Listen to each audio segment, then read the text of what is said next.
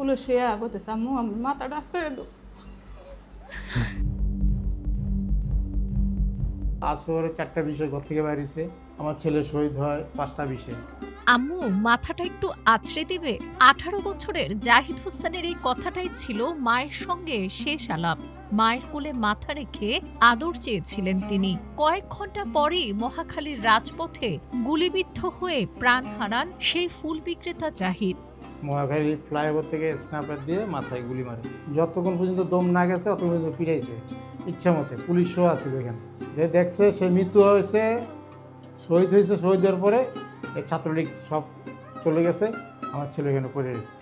রাজধানীর মহাখালী রেলগেট এলাকায় রাস্তার পাশে ছোট্ট একটি ফুলের দোকান চালাতেন জাহিদ। আর্থিক সংকটের কারণে সপ্তম শ্রেণীর পর পড়াশোনা ছেড়ে ফুলের মালা ও তোড়া বিক্রি করেই পরিবারের দায়িত্ব কাঁধে তুলে নিয়েছিলেন।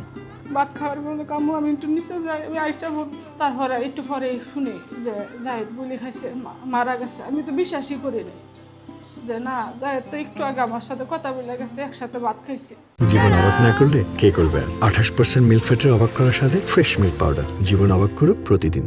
2024-এর 19শে জুলাই সকাল থেকেই মহাখালী ছিল সংঘাতপূর্ণ। এর আগের দিন রাবার বুলেটে আহত হলেও বিষয়টি পরিবারকে জানাননি জাহিদ। সেদিন মা বাবা অনেক বুঝিয়েও তাকে ঘরে আটকে রাখতে পারেননি। বের হওয়ার আগে বাসার সব কাজ করে দেন, পরিবারের সঙ্গে দুপুরের খাবারও খান। নতুন জুতা ও মোবাইল ফোন রেখে পুরনো জুতা পরে বের হন। কিছুক্ষণ পর বাসায় এসে একটি হেলমেট নিয়ে আবার রাস্তায় যান। গুলির মাঝখানে ঢুকে গেছে, তাও একটু ভয় করে নাই, কারোর কথা শুনে না। যে কইতেছে জাহেদ আইসা পর নাকাল ফারা ছিল, তোরা লাগলে জায়গা, আমি যেমন আজকে লাগলে সই দুমু, দেশ স্বাধীন করে দিয়ে যাবো।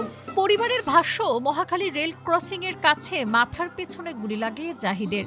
প্রত্যক্ষদর্শীদের তথ্য অনুযায়ী ফ্লাইওভারের দিক থেকে গুলি ছোড়া হয়েছিল বলে ধারণা তাদের।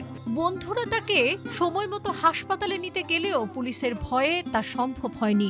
এরপর শুরু হয় আরো মর্মান্তিক অধ্যায়। পরিবারের দাবি, পুলিশের ভয়ে প্রায় 1.5 ঘন্টা এক গলি থেকে আরেক গলিতে জাহিদের মরদেহ লুকিয়ে রাখতে হয়েছিল।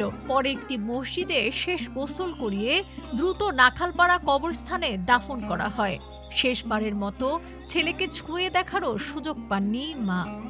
অ্যাম্বুলেন্স ভাড়া করছে, অ্যাম্বুলেন্স পর্যন্ত শ্যামলী পুরাই নিয়েছে ওই রাইতে। তখন কার্ফু ছিল, পুলিশ যা 2-3 গাড়ি বাড়ি থেকে ফোন দিচ্ছে যে লাশ আনার জন্য বাড়িতে পুলিশ বসে দিত অলরেডি। কী অবস্থা যে আমাদের ওই যে করুণ কাহিনী ছিল সেটা আমরাই জানি। পরে অনেক যুদ্ধ করে জায়গায় জায়গায় লুকায় ওরে আইনা মসজিদে গোসল করা রয়েছে। যে একটু আদর করবো, বাসায় আনবো, তাও পারিনি। যে একটু জড়াই আদম, ওই সময় ওই ক্ষমতা আসিল না। চাইছিলাম যে বাড়িতে নিয়ে যাবো, তাও পারিনি। 2 বছর পেরিয়ে গেলেও জাহিদের পরিবার যেন থেমে আছে সেই দিনেই।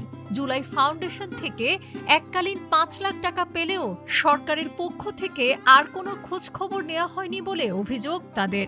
পরিবারের একটাই দাবি, জাহিদ হত্যার বিচার হোক আর শহীদ পরিবারগুলোর পাশে দাঁড়াক সরকার। এই যে নতুন সরকার আসলো, তার এক যে আসলো, কোনো শহীদ পরিবারের সাথে সে আজ পর্যন্ত কোনো একটা খবরও নিল না যে এই পরিবারগুলো কেমন আছে। জুলাই ফাউন্ডেশন গেছি, অনেক পরিবার কাঁদতেছে যে ছেলেরা লেখাপড়া করতে পারতেছে না, কিছু করতেছে না। এই যে 10-20 হাজার টাকা দিয়ে কি একটা জীবনের মূল্য হয় বলেন? এই মূল্যের কি দাম নাই? 10-20 হাজার টাকা দিলে একটা সমস্যার সমাধান হয়ে গেল পরিবারের। এটা তো সমাধান করতে হবে, এদের খোঁজখবর রাখতে হবে।